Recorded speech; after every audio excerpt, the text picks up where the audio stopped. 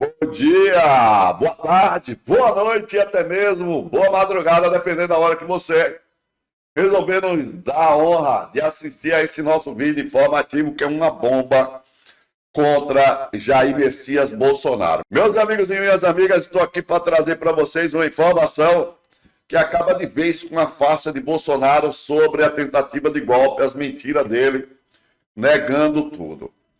A informação que eu tenho para trazer aqui é bombástica. E a PGR, se não sabe ainda, vai ficar sabendo agora. A gente vem assistindo a balela do Bolsonaro há muito tempo e eu sempre tive a certeza que em um determinado momento ele ia pisar na bola, iria se entregar. E esse momento aconteceu exatamente no depoimento dele. Vamos fazer o seguinte? Mete o dedo no like, por gentileza, e passe bastante adiante. Esse vídeo é a pá de cal nas mentiras de Jair Messias Bolsonaro. Vamos aqui que você já vai entender. Bem, pessoal, vamos lá. Do que é que o Paulo está falando? Lê a íntegra de texto apreendido pela PF e chamado de discurso pós-golpe. Vejam que a data dessa publicação, 28/11/2024, às 5h30 da manhã, por Felipe Pereira e Matheus Coutinho. Agora, o que é que nós temos mais aqui? Vamos lá. Vejam vocês, a matéria de 28/11, mas quando é que a Polícia Federal apreendeu esse material na sala do PL que o Bolsonaro ficava? O texto apócrifo, apreendido em 8 de janeiro deste ano pela Polícia Federal, na sala usada pelo ex-presidente Jair Bolsonaro, no PL, em Brasília, foi classificado pelos investigadores como discurso pós-golpe. Vamos ver rapidamente aqui o que é que nós temos nesse discurso. Ordem e progresso. O lema da nossa bandeira requer nossa constante luta pela segurança jurídica e pela liberdade no Brasil. Uma vez que não há ordem sem segurança jurídica, nem progresso sem liberdade. Nossa Constituição Federal de 1988, a Constituição Cidadã, reúne normas gerais favoráveis à segurança jurídica e à liberdade da sociedade brasileira, na medida em que direitos e garantias, como o direito à vida, à liberdade e à igualdade, princípios fundamentais, como o devido processo legal, o contraditório e a imparcialidade, e remédios constitucionais, como habeas corpus e habeas data, foram criados pelo Constituinte em linha com os interesses de todos os membros da sociedade brasileira. Este é o início do discurso golpista que o Bolsonaro faria. Sem dúvida, nesse contexto, a justiça para o direito de Estado presume-se que o poder emana do povo e que a realização da justiça é um imperativo para a sociedade e os agentes públicos. É dizer, numa perspectiva constitucional, a ideia de justiça para o direito depende de leis justas e legítimas no Estado democrático de direito, assim como de decisões judiciais justas e legítimas. Portanto, devemos considerar que a legalidade nem sempre é suficiente, pois vezes a norma jurídica ou a decisão judicial são legais, mas ilegítimas, por se revelarem injustas na prática. Isto ocorre quase sempre em razão da falta de constitucionalidade, notadamente pela ausência de zelo à moralidade institucional na conformação com o ato praticado. Vamos em frente. É simplesmente impressionante. Devemos lembrar que a Constituição Federal de 1988 inovou ao prever expressamente o princípio da moralidade, o caput do seu artigo 37.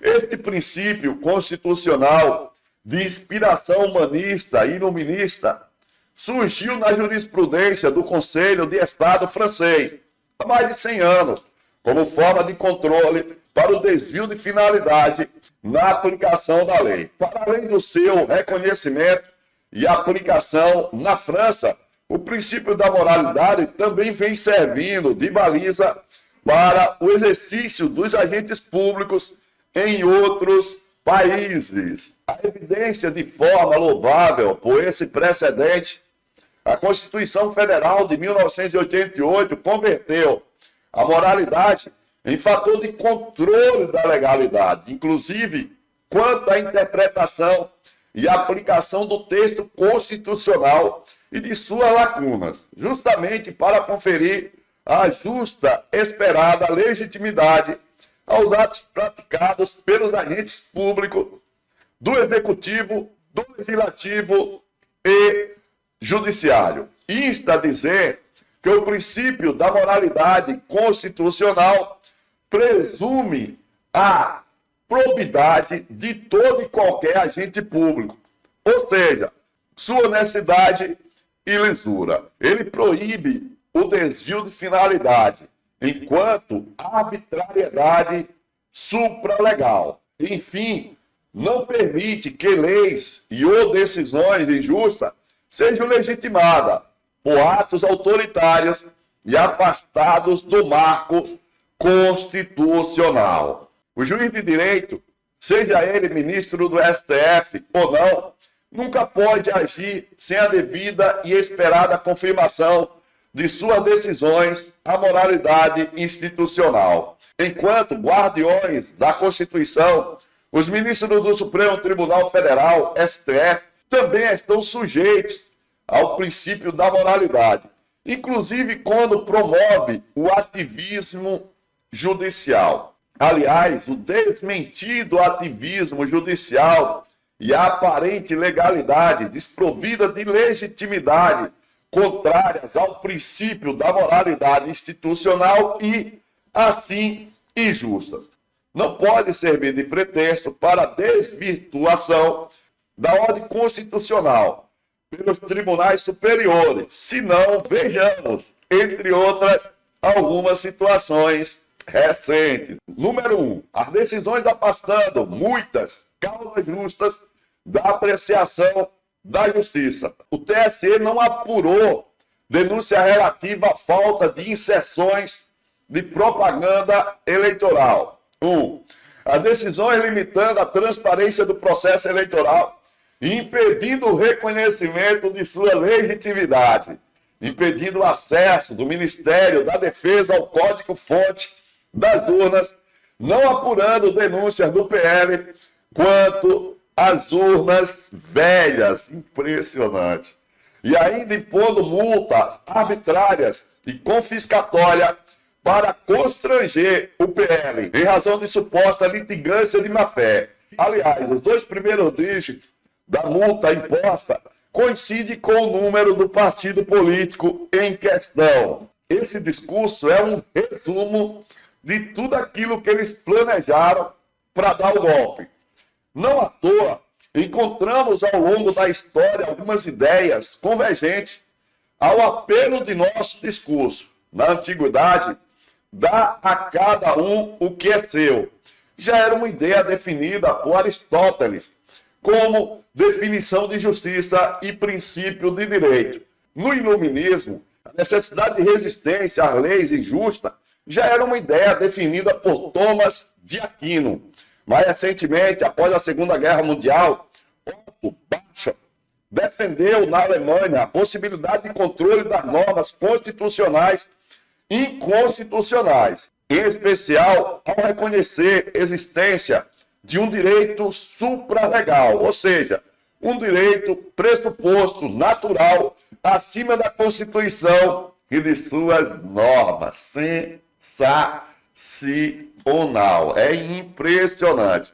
Finalizando o discurso, afinal, diante de todo o exposto e para assegurar a necessária restauração do Estado democrático de direito no Brasil, jogando de forma incondicional dentro das 4 linhas, com base em disposições expressas da Constituição Federal de 1988, declara o estado de sítio e, como ato contínuo, decreta a operação de garantia da lei e da ordem. Meus amigos, esse foi o documento encontrado na sala do Bolsonaro. Importante, a matéria publicada em 28 de 11 de 2024 sobre discurso golpista encontrado na sala do PL usada por Bolsonaro em 8 de 2 de 2024. Foi quando a polícia apreendeu esses documentos. Ou seja, até aí não tinha nada a respeito da tentativa de golpe no processo. Quando perguntado sobre esse documento, o que é mesmo que o Bolsonaro respondeu? Senhor procurador. Vamos ouvir? Vamos ver o que é que ele respondeu? Vamos lá. Senhor ministro relator, na sede do Partido Liberal foi apreendido um documento contendo um discurso que era destinado a ser recitado pelo senhor Bolsonaro no momento da efetivação do golpe de Estado. O documento tratava expressamente de estado de sítio e decretação de operação de garantia da lei e da ordem. Eu gostaria de saber do... Estava na minha mesa, isso mesmo? Só um minutinho. Foi apreendido na sala onde o ex-presidente tinha lugar na sede do Partido Liberal. E eu gostaria de indagar do senhor Bolsonaro por que ele tinha pronto um discurso decretando medidas de exceção. Por favor. Realmente foi apreendido na minha mesa esse documento, esse papel, né? Quem mandou para mim foi o doutor Paulo, meu advogado, que extraiu do inquérito. Me permite uma palavra, excelência? Pode continuar. É interrogatório. Não, mas depois... é isso que aconteceu. Foi ele que imprimiu. Ele mandou para mim, que ele estava com o processo na frente, né? Eu pedi uma cópia, como pedi cópia de outras partes do processo, e mandava por zap para mim imprimir. Mas, desculpa, ele imprimiu o seu discurso? Não, o discurso não é meu, não. Foi pegando para alguém pegou em algum lugar esse discurso aí. Pois não. E faz parte do inquérito. E daí foi mandado para mim. Eu tomei conhecimento quando ele mandou para mim. Meus amigos, aqui a porca torce o rabo. Por quê, Paulo? Porque o Bolsonaro diz que esse discurso foi mandado para ele, foi impresso pelo defensor e mandado para ele. Acontece que, e ele diz que isso estava nos autos. Acontece que, vocês estão vendo aí, ó, as primeiras provas da tentativa de golpe de Estado atribuída a Jair Bolsonaro e seus aliados foram encontradas pela Polícia Federal em 8 de fevereiro de 2024, durante a deflagração da Operação Tempus Veritatis. Essa operação cumpriu 33 mandatos de busca e apreensão e 4 mandatos de prisão preventiva, visando investigar uma suposta organização criminosa que planejava subverter a transição de poder após a vitória de Luiz Inácio Lula da Silva em 2022. Se o documento foi apreendido em 8 de fevereiro de 2024, nesta operação, foi a primeira vez que essa documentação foi para os autos. Como é que o Bolsonaro diz que o advogado dele imprimiu um documento que não existia ainda nos autos e passou para ele? Alguém pode responder? Não, né? O Bolsonaro mente de forma descarada. Olha, essa operação aconteceu em 8 de fevereiro. Foi apreendido esse documento. Sabe quando é que o Bolsonaro veio ter acesso parcial a esse material?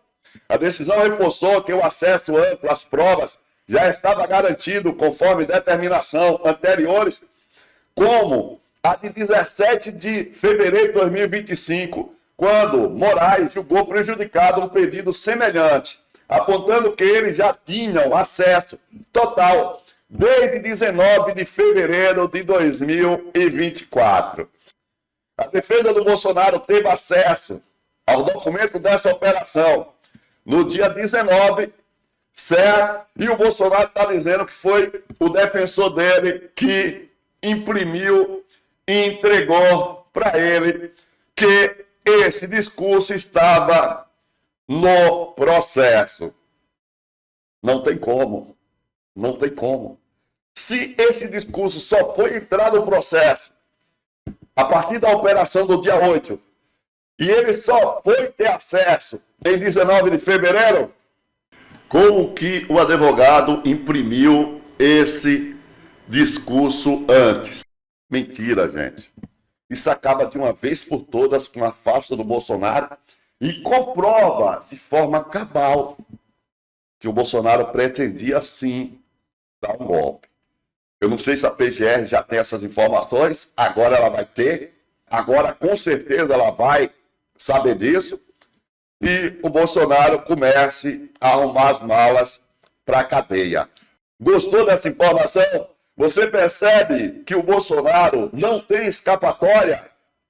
Esse discurso que descreve tudo que eles estavam preparando para dar um golpe no Brasil, foi encontrado na sala do Bolsonaro. Ele tentou dizer que não era dele, né? Pois é, mas estava na sala dele e ele confessou. Só que ele mentiu, dizendo que tinha sido impresso pelo advogado dele. Só que o cara não tinha como imprimir, porque esse discurso anteriormente ainda não estava no processo. Esquece não, mete o dedo no like, comente e nos ajude a passar bastante.